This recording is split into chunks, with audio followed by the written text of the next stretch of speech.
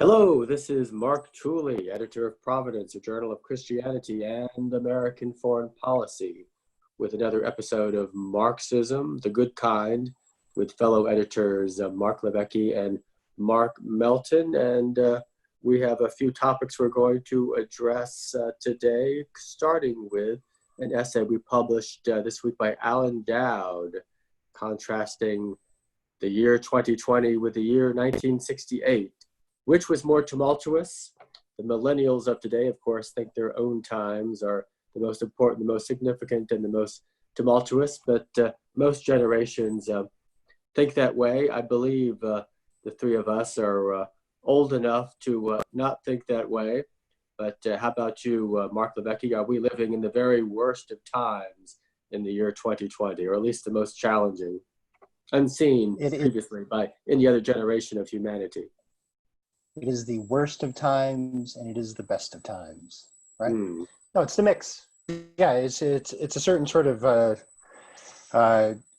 generational arrogance to assume that the age we're living in now is the absolute worst it's ever been. I'm not saying we've only got first world problems nowadays. There are real threats. There are real contests to be waged. But no, his comparison with 1968 is particularly apropos. There's an awful lot of similarities.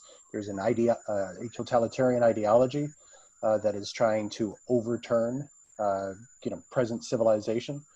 And there are those who are pushing back. It's cyclical. There's nothing new under the sun. I think he ends with a quote from Ecclesiastes. All of that is worth remembering. It doesn't mean complacency. It doesn't mean, it's been this bad before. We can sit on our laurels and do absolutely nothing. No. We constantly restrain the evils that we can. We constantly strive to do the good that we're able, and we're always looking for ways to help. Well, that's a good word. And for those too young to remember even what 1968 was, of course, that included the assassinations of Martin Luther King and Robert Kennedy, enormous race riots. Much of downtown Washington, D.C. was burned down. The city took decades to recover. There was the Soviet invasion of Czechoslovakia. Right. There were huge demonstrations in Europe, especially in Paris.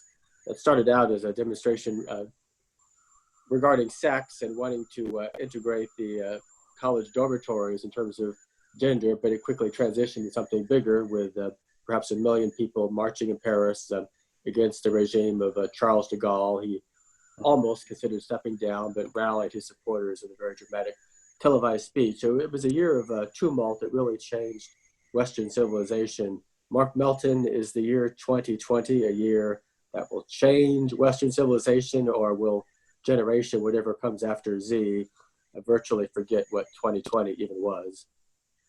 That's a good question as far as will we remember this? And I think we always tend to think that whatever moment we're in is the most consequential. And I do think a lot of the consequential things are going on right now. And 1968 is an interesting comparison. I actually did an interview podcast with Olivia Enos, and I asked her that question because we were talking about Hong Kong. And I was like, there's a lot of comparison of the Arab Spring and those springs. And I'm like, what about the Prague Spring of 1968, which kind of was a false hope or false dawn at that moment. And it took decades longer for that country to be fully liberated and to have democracy take root there. But a lot of those roots were planted in 1968. So I think that was kind of an interesting comparison Dowd brought up with Hong Kong in 1968 in Prague. And another thing, I've been listening to a podcast series about revolutions in 1848, to go back even further.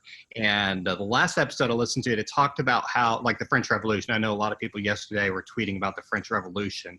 In this particular episode, I tweeted it out, but it talks about how the French of 1848 viewed the revolution in 1789. And just this huge spectrum of perspectives on the revolution then. And it seems like a lot of the debates that are going on now are a continuation of those that were going on then. And did the revolution go too far, or did it not go far enough? And so I think there's a lot of interesting comparisons there. And I think it's true that, there's nothing new under the sun, and that, and that can be a hope, and it can also be a discouragement sometimes, because we think we've overcome these travails of the past, and the fact is we just haven't. They're still there, and that we are, reformed and reforming. We are trying to get better, but we're always going to struggle to try to get even more closer to what God intends.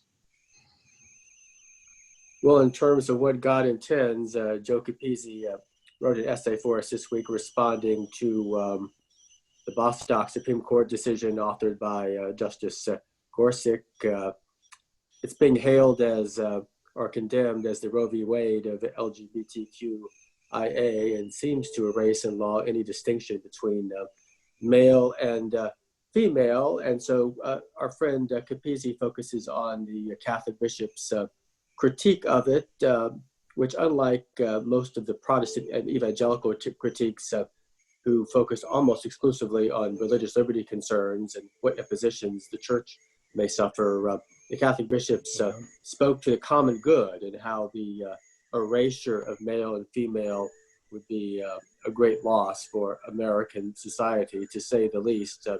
So what do you say, Marc LiVecche? Should the Supreme Court have erased distinctions between male and female in society, in law? That's a yes or no question. You should never ask a yes or no question. No. Simple. Before I became the father of a daughter, I would have thought that was an insanity. Again, the commonality here is a continued assault on the rule of law.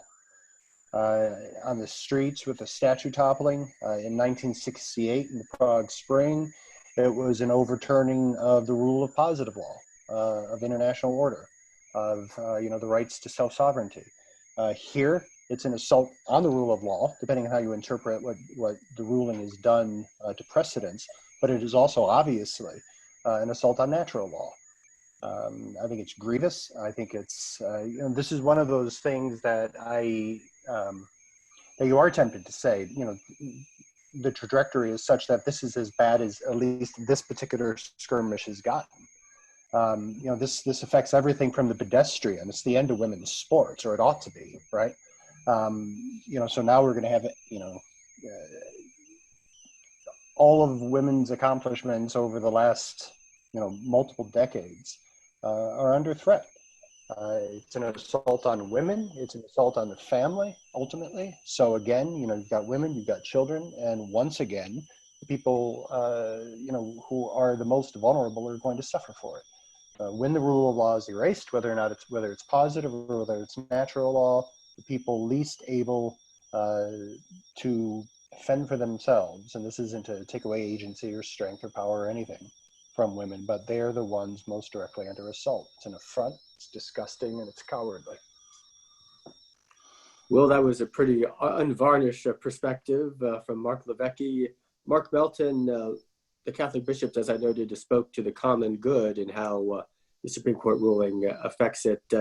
Evangelicals have a much harder time addressing the common good, and at least at this moment in time are much more focused on self-protection. Have you noticed? Yeah, well, I think the interesting thing with that too is that, the article also talked about the DACA rulings. And so you have this contrast from a Catholic perspective in that article, which mentions how, their ideas led to one decision on Bostock and another one on DACA. And both of them had to do with their vision of the common good. And as far as like the evangelical perspective, the Protestant perspective at large, we don't, obviously, like, we tend to read people from our own tradition a lot more. And so obviously in my church, they read Tim Keller, but they're not necessarily going to read a lot of Karl Barth or someone else. And then I talked to my uncle who's in the PCUSA. He's never heard of Tim Keller. And so yeah, there's not a lot of like ecumenical reading of other perspectives. And so that can then cause evangelicals or not to understand, like, a lot of their ideas actually come from further back. Or even if you're in the Reformed tradition, you don't go back and read what, Calvin said. I mean, I don't read a lot of Calvin, to be honest, but I'll read others who quote him. And so there's a lot of things that he said that I find surprising. Or even if you're a Methodist, going back to reading what Jacob Arminius said. And so I think there's a lot that can be learned from going back and reading these older texts. Well, speaking of older text, I interviewed Jody Bottom, the former editor of First Things, who wrote a prescient book 6 or 7 years ago called An Anxious Age, whose thesis is that in this post-Protestant America, after the collapse of mainline Protestantism, which had administered the civil rights of our nation across several centuries, that there was left a huge spiritual and civic void, leaving a great deal of social anxiety with post-Protestant elites constantly struggling for a purpose, a meaning, looking for amorphous villains to oppose by which they define themselves. And certainly the year 2020 is the year of these post-Protestants struggling against these amorphous forces like racism. I asked Jody if there was no way that, or why hadn't Catholicism or evangelicalism simply succeeded the mainline Protestants in occupying the civil space. And he explained America was intrinsically a Protestant nation, and Catholicism simply would not be an easy successor, and evangelicalism didn't have the institutional or intellectual resources. But Marc LiVecche, would you agree with this thesis that so much of what ails America in year 2020 is thanks to the collapse of the late great mainline Protestant universe? Yeah, I think I certainly think a lot of what ails America comes from that. I come out of a Catholic family. I come out of a family that even now, even for as little as it sort of took in me when I was growing up, I still think very broadly in a lot of ways with a Catholic sensibility. I think. I think the Catholic. Yeah, you look at Capizzi's statements. I think there is a seriousness within Catholicism that, for as often as I have disputes with the rulings of the Catholic bishops, I'm a just war scholar, I have a major dispute with some of the rulings of the Catholic bishops, some of the writings, there is a seriousness within the Catholic Church that I think a lot of mainland Protestant churches are now grasping for and searching for. And I think, he calls it, the anxious age, you said. When I look and canvass, contemporary news, to me it is the unserious age. People are simply not serious in the way they were going about public life. The inability to make basic distinctions, the inability to speak or to think with nuance, the inability to, recognize that, the more I point the finger at everybody else and hail myself as a moral Puritan, the more hypocritical, and disappointed I'm going to be. I think there's a lot. One more thing I'll say. You see a movement from a lot of sort of disenchanted evangelicals who are moving back to Rome. My old PhD supervisor did this. I don't know all the reasons she did it, but as she moved, as she always said, from Wittenberg toward Rome, I think part of what captivated her was the seriousness, was the organization, was the strategy that the Catholics could draw on to move through public life, to resist evil, to do the help and the good that they could, and to take things seriously. So I don't know that I agree with everything he said, but I think he's onto something. And of course, much of what you say about the Catholic Church did apply to mainline Protestantism, which had a sense of duty and stewardship towards American society and produced serious thinkers or public theologians like our patron saint of Providence, Reinhold Niebuhr, embodied that spirit. Mark Melton, you're too young to remember what mainline Protestantism even was. You grew up when evangelicals were ascendant, but evangelicalism has not replaced mainline Protestantism in terms of its civic role in American society. Do you have any thoughts? Well, actually, I grew up in the PCUSA, so I did Oh, grow up. well, so you saw the embers of the old world. Yes, well, actually, the church I was a part of is now part of the Evangelical Presbyterian Church because of splits that happened in, I think, the 90s. One of the things I thought about with Jody's comments was how I'm not sure exactly.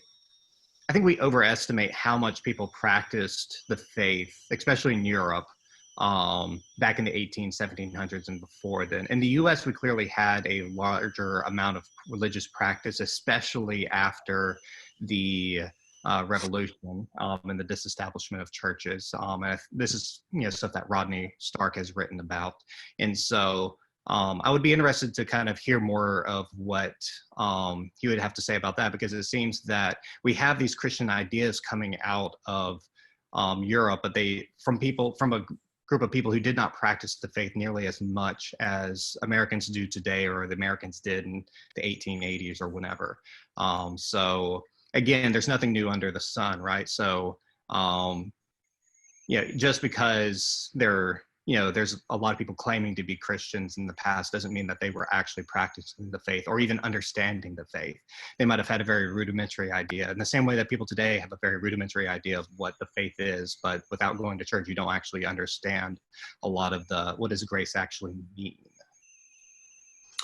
Of course, the mainline Protestants were never a outright majority of the American population in terms of practice, but in terms of their cultural influence, they did command the heights of American cultural life and occupied that position until the 1960s and have not been replaced. And so we have this phenomenon of the post-Protestants constantly struggling against various manifestations of evil with no sense of mercy or atonement. So it's a journey without a destination.